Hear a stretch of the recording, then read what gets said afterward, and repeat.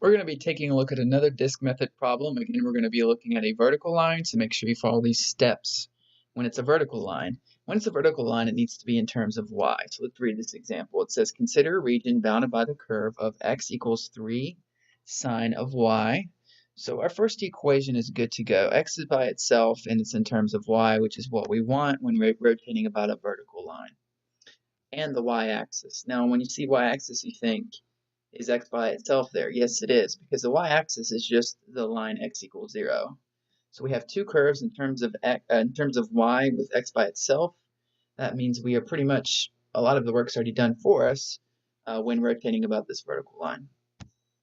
Now, it is bounded on the interval negative pi to 0, and those are y values. And again, this is actually another indication that everything needs to be in terms of y. When your limits go from negative pi to 0 or in terms of y, then that means your equation for your disk needs to be in terms of y. The question is, what is the volume of this region when rotated about the y-axis?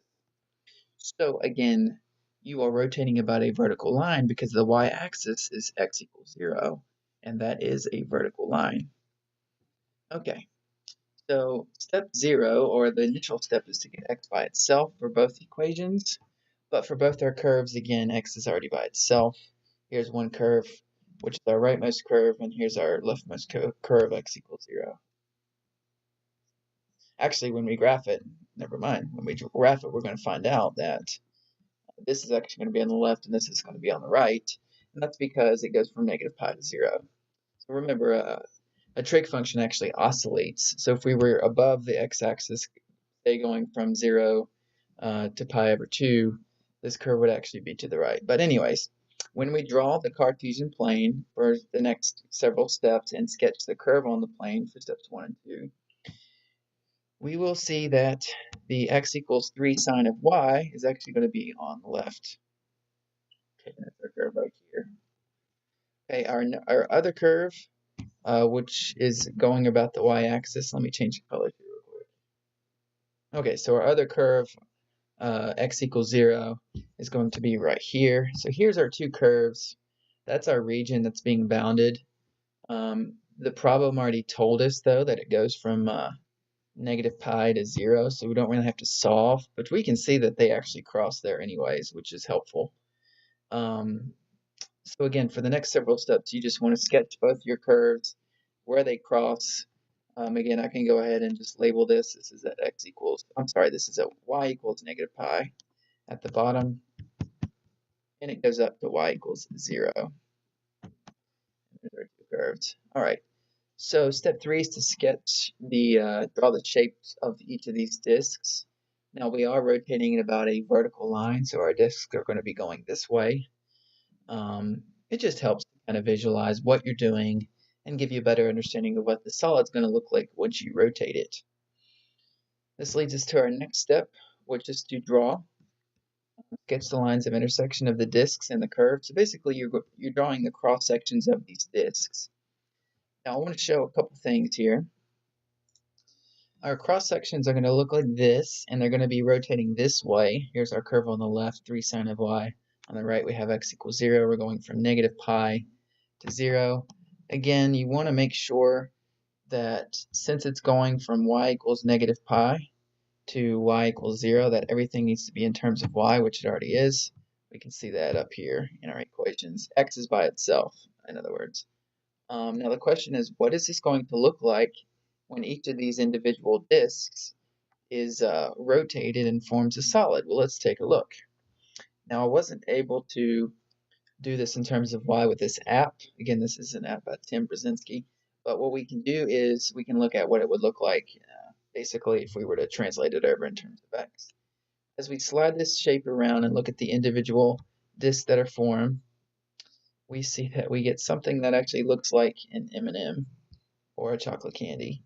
Maybe a little bit fatter than that, and it's just its own individual shape. It's pretty unique, actually. It's basically like a puffed out M&M.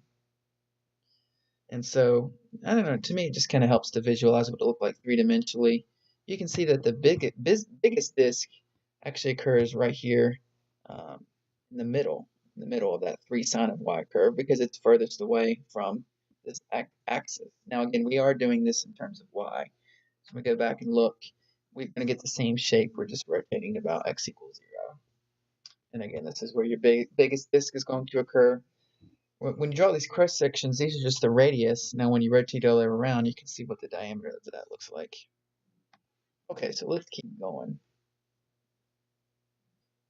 So we need to come up with a formula for that radius. Now, as I said before, when your axis of rotation, when the region being rotated is to the left of the axis of rotation, you need to do a minus f of y. And you can see why that is. These purple radiuses of your disks are going to occur. You have to basically start with your rightmost formula. In this case, it's x equals 0, which is your y-axis. So you want to do 0 minus this curve, or in other words, 0 minus 3 sine of y. Unfortunately, it won't really matter because you're going to end up squaring it in this case. So you do get negative 3 sine of y, but you will square it because the formula for this area of a circle or a disk is pi r squared. The limits of integration were given in the problem. It's going to go from negative pi to 0 for step 6. Step 7, you want to set up your integral. Again, you can pull that pi out of your disk area formula, or your integral. So you want to pull the pi out. It's going to be pi r squared. Your radius in this case is negative 3 sine of y, but it's being squared. And if you square negative 3, you know it's going to become positive 9. So here is your formula. Step 8, make the integrand easy to integrate. Well, when you square 9, it becomes 9. Don't forget to square your sign as well. And to make it easier, I don't know if I can zoom out right here, you can pull the 9 out, so it'll become 9 pi times the integral from negative pi to 0 of sine squared y. So now we've made the integrand easy to integrate. We can go ahead and integrate that. You can determine the definite integral. Now, how do we integrate sine squared of y? I'm not going to dive too much into this one because this involves a little bit advanced integration techniques. I would say just look at an integral table, okay? Just as a shortcut. Now you can see though that if you were to take the derivative of this antiderivative, 1/2 y minus 1/4 sine of 2y, you will indeed get sine squared of y back. Okay. That's the short answer. But anyway, that is the antiderivative of sine squared. And we want to go from negative pi to 0, and don't forget the 9 pi that we pulled out to begin with. So you're going to plug in 0 for your upper limit. So 1/2 0 minus 1/4 sine of 2 times 0. And then going to plug in negative pi for your lower limit. As I always indicate, be very careful when plugging in, subtracting your lower limit to put it around in brackets or parentheses, so you know to distribute this minus sign to everything inside. Then you just simplify all of this stuff. Don't forget that sine of 0 is 0, and sine of any multiple of pi is going to be 0 as well. So you get 9 pi times 0 plus pi over 2, and again that's because minus pi over 2 becomes positive pi over 2. So it's just 9 pi times pi over 2, which gives you 9 pi squared.